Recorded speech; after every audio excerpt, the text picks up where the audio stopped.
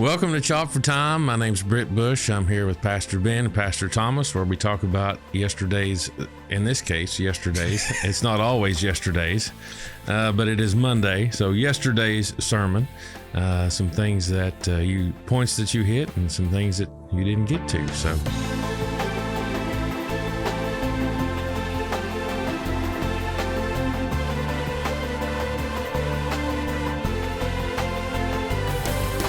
Good to be back with you guys this morning. A couple more weeks and I'm back to work. So, I was about to say, you can always tell a teacher whenever they're in the middle of summer because they're like, what day is it? Was it yesterday? This week? Was it? Yeah. Was it Monday? This day was Sunday. Anyway. I'm getting that back. So starting, Sunday centers me. So, the day after. So we do this. So we're ready. Good message yesterday. I told you earlier, I had one complaint. I was in it, and then you were like, the worship team, come on back up, and I was like, no, we don't want Cade back. Let's go. No, but no, it was great job yesterday. Thank you. I really enjoyed it. You want to give everybody a recap? Yeah, Exalted. We started looking at the portion of Joseph's life where he gets into Egypt, chapter 41, the majority of it, and we see two different sections of the Joseph story where he's exalted in chapter 41 and part of 47 as well. So we kind of went with just 41 to talk about that concept because they kind of mirror each other. But that's where, Pharaoh has a couple dreams. None of his wise men, his magicians, his priests, none of them could interpret it. And the cupbearer remembers Joseph after 2 years. And Joseph being faithful and accurate in his interpretation of both the cupbearer and the baker's dreams in chapter 40. And he's like, hey, I know a guy. And they bring Joseph, and he, what turns out to be accurately interprets Pharaoh's dreams, which I thought, I said yesterday during my message, I thought this is an interesting little side note that Pharaoh was so trusting.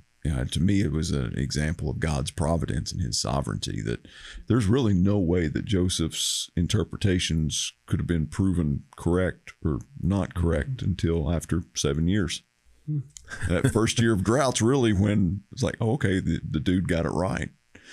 Because you can have years of plenty, but when you have an exact number. So it was just interesting, just a providential thing of God there. And, Joseph just said here, you need to do this, you need to store up, so you need to find somebody to do that. And, Pharaoh was just like, you're the guy.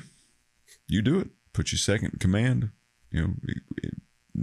The only thing is in regard to the throne of where anyone will be above you in all of the land of Egypt.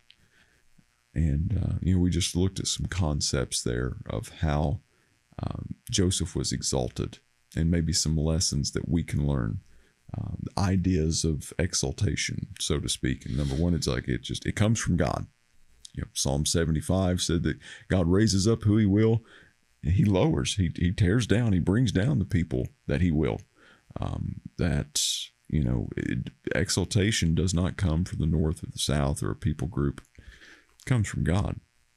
And key takeaway was that, is like those who humble themselves, who really operate in humility, are the ones that find God's favor.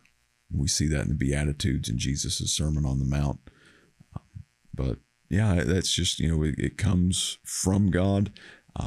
It's a never-ending process. It's never truly fulfilled without God being exalted, because we all try to exalt ourselves or find that promotion and that elevation type thing from different sources other than God. And then that last one was that we are truly fulfilled. It's truly fulfilled in the person of Jesus Christ. Yeah, what you thought about what you said? We tried to do it ourselves. I'm going to talk about that in just a little bit. Okay. But Thomas, what about you yesterday? You took the kids downstairs. Took middle schoolers. Yeah, we got all the way down. We didn't get all the way to verse 57, where we actually start to see Egypt flourish. We got all the way through to him being exalted. Yeah. And we had a very quiet group. Normally we have a lot of discussion, but they were, we had a good conversation about the I think the main point that we really harped on was your first main thing, which is it is from the Lord. Everything that we've seen in Joseph's life, every time has always been about God's providence and God showing up, God doing this. Even when Pharaoh, I think one of the reasons that that the outcome of all of this is good is, Pharaoh says, put this guy in charge because he's filled with the Lord. Where he's, there's a recognition even from Pharaoh that whatever God it is that Joseph's serving is quite something. And Joseph also says, that you're getting these dreams because God is giving you a heads up of what he's going to do. Like there's just all of this recognition of like, is God doing stuff? And oftentimes in our lives, especially I think when we're younger and we're trying to like earn our way up through social status in school or all these kinds of things, it's me first. I have to get this many points at the sports game. I have to show myself doing well. I have to get the best grades. I have to put in the most work to, earn this recognition or whatever it is. And we were able to just sort of say like, Joseph worked hard, but gave all glory to God even before he knew whether glory was coming or not. Because he could have given Pharaoh this interpretation and Pharaoh could have killed him. It's like, you're going to say we have 7 years of famine in this glorious country, whatever, but no, it's, he knows what was going to happen, but he was already giving God glory beforehand. And so it's probably, we just kept going back to that Christ first type mentality. Yeah, the expectation, I think, and that's, what you were talking about yesterday, you brought up the point that we try to rush things. We try, if we're not being exalted, we want to help God out. I really like that, it was good to think about. So we have this mentality, like you were talking about with the middle schoolers, we have to do this, we have to do that. And, the idea of working hard, regardless of the outcome, just doing what we need to do. We all have tasks and jobs and things ahead of us. So just putting in the time and the effort, and not necessarily for our gain, but just to know that, God gave us these abilities. God gave us these talents, and how I conduct myself is a reflection of my relationship with him. So that's that part of that is that mentality is not really there. It's usually, well, I need to do this, I need to do that. So just putting Christ first, and that's what you ended with yesterday. So but how do we get to that part where, that point where Christ is all that's is in our mind? It's a job. I mean, it is a task in itself, right? So just to get to that point through prayer, through worship, through study, through being here with brothers and sisters. And if we do that, then everything will take care of itself. It did for Joseph, right? So you mentioned 2 years, and then finally. Yeah. I think that along those lines, it's revealed in our lives quite often about our dependency. Who are we dependent upon? Ourselves, or truly dependent upon the Lord? And that's one of the biggest challenges for me right now currently, is just this dependency level, because I see so often that my default mechanism is to fall back on depending on me. If I just buckle down, if I just work harder, if I just try harder, if I just do this. And that's really something that stood out to me in this time frame. If you're looking at the timeline of Joseph, there's 2 years there from when the cupbearer and the baker, whenever the interpretations of their dreams happen and those come to pass, there's 2 years. And then all of a sudden, one morning, Pharaoh wakes up and he has a dream. Nobody knows what it means. And all of a sudden, Joseph's in prison and he gets the call. It's like, boom, you're going in front of Pharaoh. And to me, I think we can see a level of dependency there in Joseph's life, Because had he been dependent upon himself, I think he would have been panicked. I think he would have wanted more time. If he had allowed that prison situation to deter him from his relationship and his dependency on God, then I don't think his gifting would have been as sharp or flowing as much as it would have been. He would have been like, sorry, God, I repent, my bad. I really need you to come through for me right now. But we don't see that. We see that just come through, that I believe that Joseph remained faithful in the everyday, just mundane prison life, that I still think he remained faithful to God and to the prison warden, the prisoners that he was in there with, and that showed itself out. A New Testament example of this in the life of Jesus that I think about is whenever the disciples go out and they try to cast out the demon, right? And they come back like tail between their legs. They've just been whipped badly. And Jesus kind of gives them a rebuke, but also shows them an example, because, he's like, okay, what happened? And they told him, and he was like, don't you know that this kind only comes out by prayer and fasting? And then scripture records that Jesus went immediately to the person and freed them of the demon that the disciples were completely powerless against.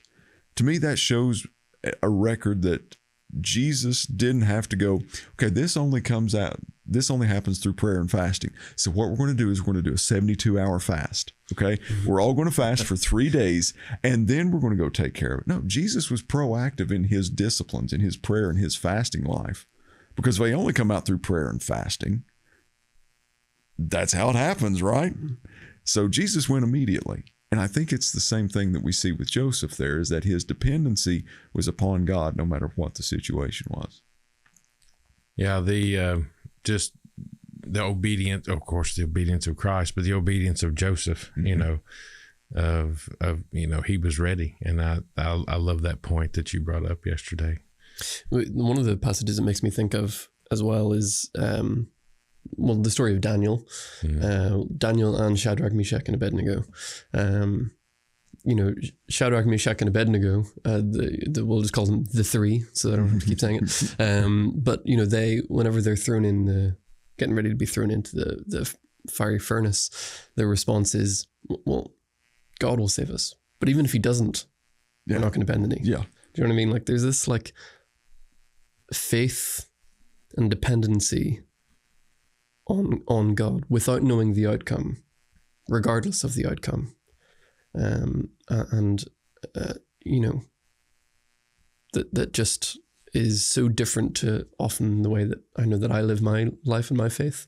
Of like, God, if you'll give me this one thing, mm-hmm. I've said before, but I'm not allowed to ask God for anything again, because we were playing a game of Mario Party a while ago.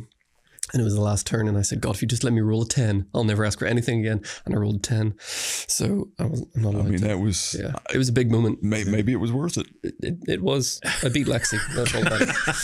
Anyway, but, so like so often it's like we are that kind of like give and take type of thing. But so many of these like Old Testament stories, or even with Paul, in prison, Paul didn't know what was going to happen, but he would always be like, I know I'm getting out of this one, mm-hmm. Because he had faith. But with the stories of Daniel and the three, they just have this like, doesn't matter what happens, I'm not going to bow to any other God or any other person. But I believe that my God will save me. It's just kind of a cool kind of thing. I think Joseph kind of does the same thing. Mm-hmm. He's got this faith without knowing what happens next, which is cool. Yeah.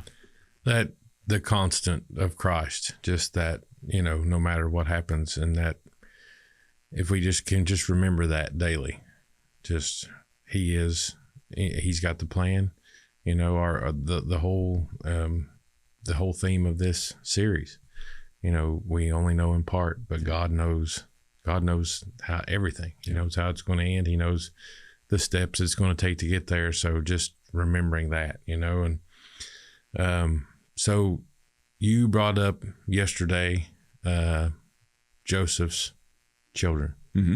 So you want to talk about that a little bit? Yeah. Towards the end of the chapter, and I think it's verses 50 and 51, I believe is where it talks about. But his firstborn was named Manasseh, and Scripture gives us the meaning of the name right there, which says that he named him Manasseh because God had made him forget about all of the troubles and the hardships that he had been through. The second son was named Ephraim, which means that God has made me fruitful in the place of my bitterness. And I just thought that was incredibly powerful and that was kind of our in your life kind of practical takeaway type thing. There was like, have we arrived at our Manasseh moments? Have we arrived there? Because I know I struggle with that of forgetting, putting behind me all of the bad things, all of the dark times, all of that. Have we really gotten there? And then if we can say yes to that, praise God that we can, but have we also arrived at the Ephraim moment of recognizing that God has made us fruitful, even if we're still in the place of bitterness? Because Joseph found himself being incredibly fruitful while still in Egypt. And I made this statement yesterday. I don't think that Joseph, if you were to ask him before everything started happening, if he would rather spend the rest of his days in Egypt or in Canaan or with his family, I don't think he would have picked Egypt. No. Yet he arrives at this Ephraim place of God has made me fruitful even in the land of my bitterness. So within those names too, you see him still continuing, even though he's in this place. You know, he's second in command. He's got everything at his fingertips in Egypt, except the throne, right? We talked about that, but he's still honoring God through the names of his children. Yeah. You know, he's still pointing the spotlight somewhere else and where it should be. And that to me, that speaks to where his mindset did not change. Did not change. And of course, we we're not going to get too far ahead again, but read ahead, folks. Yes, read ahead. Yes, it's okay to read ahead. Okay. It's there. You can read the end. But no, we see his mindset to not shift, and with that, even with those two little things, he's still honoring God. So, what was the Ephraim meaning again? That the Lord had made him fruitful in the place of his bitterness. Okay, yeah. So I'll look that up again while you're talking, just to make sure. We with our Sunday school group at the middle schools yesterday, we're going through each book of the Bible, the Bible Project videos, just doing quick overviews of like, hey, here's the whole story of the scriptures. And we were in the book of Psalms yesterday, and one of the things it talked about a lot in that video was like, it's split up very clearly into lament and praise. And we had quite a long conversation about lament, like what is a healthy lament? Because I don't think that's something we do very well. Yeah. We typically take to Facebook or, gossip, or we like to grumble and complain a lot before we ever lament. And with our middle schools, we were kind of saying like, look, when you're in a hardship or a place of bitterness or whatever, in a hard time, it's okay to lament. Actually, like all these psalmists, whenever they're crying out like, oh God, how long is this going to go on for? Like, how long are you going to let your enemies trample your name, or all these kinds of things? And we don't tend to do that very much anymore, and obviously not to bring up current events, but a current event that's been going on, with the drama surrounding the stuff at the Olympics, at the opening ceremony. People take to Facebook and they grumble and complain, but how many people, stop and say an earnest prayer of like, God, how long is it going to go on that your story is mocked? Or, and a genuine prayer of like sadness that our world doesn't look like Christ. Do you know what I mean? Like instead of just, becoming a keyboard warrior, and it's because that's so much easier to do than to actually cry out to God earnestly, properly in a place of bitterness, whatever it might be, to sort of cry out to God for help. Lamenting is one of those really important things that I think we kind of forget about. Yeah. The name in the ESV, God has made me fruitful in the land of my affliction. Do you think and just based on your point, how we do take to Facebook and we do, or social media or whatever, and we grumble and we groan there, do you think that we often, well, God can be in this place, but God's not going to take care of this. So I'm going to be proactive, and I'm going to, because social media changes everything, right? When it fixes it right now, right? Mm-hmm. Yeah. And guilty. So, do you think that in our mind, there are places that we, well, God's not going to take care of this problem, so I'm going to be proactive and do it. God's over here in church. God's on Sunday. God's on Wednesday. God's in the spiritual. He's not going to take care of our, I don't know. Do you think that Satan maybe puts that divide in our mind and wants to keep us away from those things? Maybe. I mean, I think one of the things that I think Satan does really well is he just takes our focus away from God, and that's what you notice whenever you meet people in much more, if you go to third world countries and stuff like that, when someone gets an infection or gets sick, prayer, first thing, there's no hospital for a couple of 100 miles. So everybody's gathering around to pray, or, but here in the West, where we have everything that we need, God's the last thing that we go to. It's like, car breaks down, it's fine, I got insurance, or I've got a second or a third or a fourth, backup. I get sick, it's okay, I've got doctor friends, or I've got the internet to Google it, because that's always very effective. WebMD. Or, you get really sick, okay, I'm going to go to the ER. You get especially sick, okay, I'm going to go see a specialist. Terminal, I'm going to pray, and it's like, same with, you face a hard time or a trial. It's like, or I'm angry, I'm going to take to all of these other distractions that the enemy's put in our place to stop us from going to God first. You know what I mean? I think it's a good technique to distract us from, again, with Joseph, before anything happened, he was like, God first. He's like, I can't interpret your dreams, God will, whereas we're always so much faster we've got all these distractions. We kind of joked with our youth about screen time yesterday. But actually, Cade was the worst, because he's been off for this last week, and his screen time, I've never seen anything like it. It was crazy. It was like double digits of hours per day.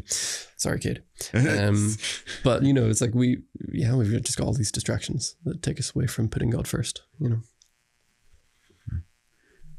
I just, I don't want to answer too much, because I believe a lot of that answer is coming in the story of Joseph, of the opportunity of how do we handle ourselves in the midst of type things, and where do we try to push it through? Do we try to make it happen? Or do we let God take care of these things? Because quite honestly, to seek retribution is natural. Mm-hmm. To extend grace and forgiveness is supernatural. And I think that's a good litmus test for us moving forward. If we're looking at things or people or situations that we feel strongly against, or that have wronged us, what are we leading with? Are we leading with revenge, retribution, or is there a period where we're trying to understand and showing grace and issuing forgiveness, even when it may not be deserved or desired from the offending party? I think that's where our dependency, and that moment of what you were talking about, of Satan throwing things up to us and really using these things against us, that's where our reaction/responses from a couple weeks ago really start to show themselves. Yep. And we'll see that in the life of Joseph. Yeah. Again, just good stuff yesterday. I've really enjoyed this study. Do you, I don't know where we're at as far as. We've got about 5 minutes. Yeah. We want to go ahead and you want to do some takeaways? Yeah. Yeah. It's one of the things that I've just found interesting through this is like, it's always finding that balance of like God's provision versus like prosperity. Do you know what I mean? Because Joseph, despite all the hard times, keeps getting all of these blessings. And it does seem, like you said earlier, he's incredibly obedient, you know, or being shown God's favor, you know, all these kinds of things. But one of the things we just kept talking about with our youth is that, you know, God blesses people not because they're good, but because he's good. And he might bless people in different ways, you know, like, you know, my life, I'm a youth pastor. So being extravagantly wealthy is not going to be one of the blessings that God is probably going to provide through my career choices, you know, that he has me in, but he's blessed me. I mean, but here we are in one of the wealthiest countries in the world. I own a home, which is a big deal these days. I've got a car, got a wonderful wife, and got a fantastic church. I mean, how much more blessed could I be? And I don't deserve any of that. You know what I mean? I'm a high school dropout from the middle of nowhere in a foreign country, you know, so... Well, it's not the absolute middle of nowhere. Well, this is the according to James. Yeah, according to James, this is Yeah. the absolute middle of nowhere. So I need to find that clip. But yeah, so, you know, it's like God blesses people in different ways. And so often we look at other people's blessings. You know, Joseph might have been looking at Potiphar and being like, well, I don't get that blessing. Or might have been looking back on his glory days back at home in Canaan. You know, but we didn't get any indication about that. He just made the best of the options that he had in front of him, and then God blessed him through all of those, you know, and so often I think we just look for the blessings rather than the blesser, if that makes sense. So that's Yeah. my takeaway.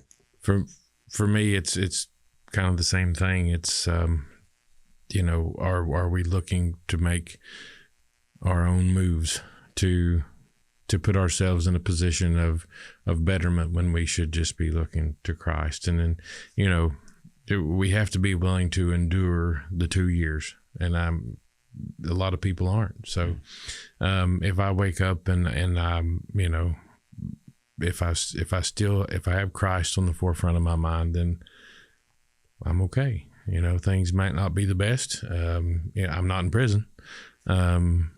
But things may not, you know, we all have different things going on in our lives. And, but man, if I'm looking for that exaltation, then I'm in the wrong space spiritually, mentally. And, you know, if I'm looking for Christ, and that's what you ended with yesterday, was your relationship with Christ. And even as somebody who's, you know, been a Christian for a long time, or somebody who's new, that's the constant, that's the same. Where is your relationship with Christ? Is that what's first? And I don't think up to this point, I haven't seen Joseph exhibit anything other than that God was at the forefront of his mind every day, whether he was in Potiphar's house, whether he was in prison, whether he was you know, even in his new position, that's going to be the constant. And that seemed to work out pretty well for him. So just that daily reminder of God, just God. Yeah. Just, be faithful to God where you are. Be faithful to God. Be faithful to the people that he's surrounded you with. And, you know, at times that's easy. At times it's not. But I think that's what we see scripturally all the way through, is just let's be faithful to God and allow him, knowing the totality of the story, allow him to work things out in his time and in his way in our lives. Yeah. All right. Any other thoughts before we close it out? All right. Good deal. I have zero thoughts. Zero thoughts? Yeah. That's a first. No. All right. Thank everybody for tuning in. Like, follow, share, please. Questions, as always, you can put those in the comments. We encourage you to read ahead. So the Joseph Study, the complete Joseph Study, is online. We've got, three more weeks? Yeah. 3 more weeks in that. So it's online, folks. Check the website out for everything. Everything going on at FCC is on the website. Check that out. And thanks for tuning in.